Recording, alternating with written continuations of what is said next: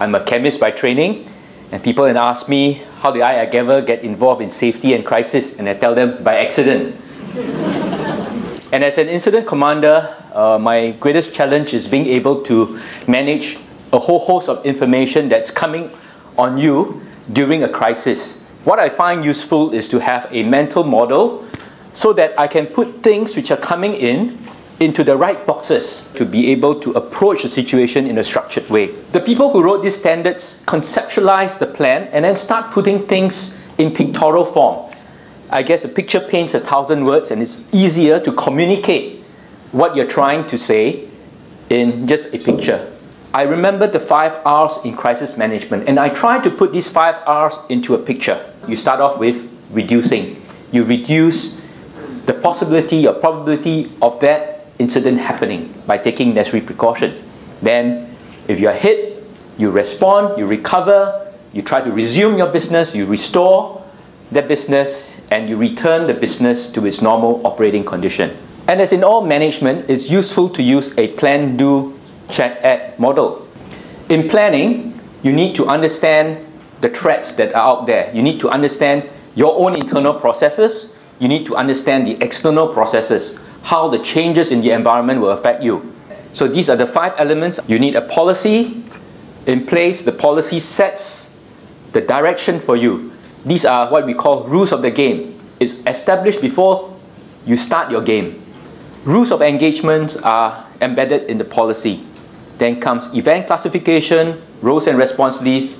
Then you develop your plans and strategies. And like what David mentioned earlier, communication is a very key part.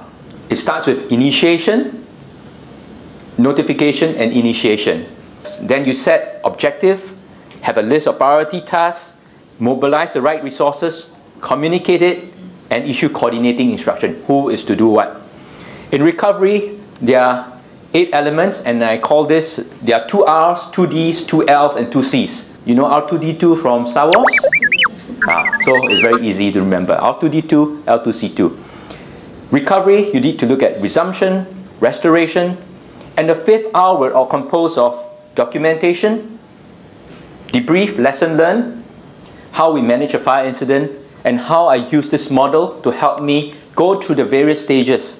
Act to assess, to summon the resources needed, to deploy them, and then bring it down to the next level until we recover and we restore and we return the business to its normalcy. So you facilitate fire safety operation. You would help with evacuation, do the head count, make sure everybody is safe.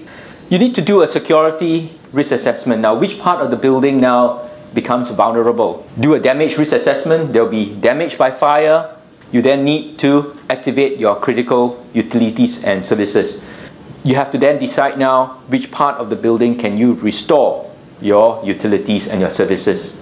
For restoration, resumption and restoration, first thing before people go in, you have to make the environment safe. You need to remember the 2 D's, documentation, because the documentation is needed for various purposes. You need to debrief, you need to review, and also documentation is necessary in case there's further legal action or for purpose of insurance claims. So with that, thank you very much.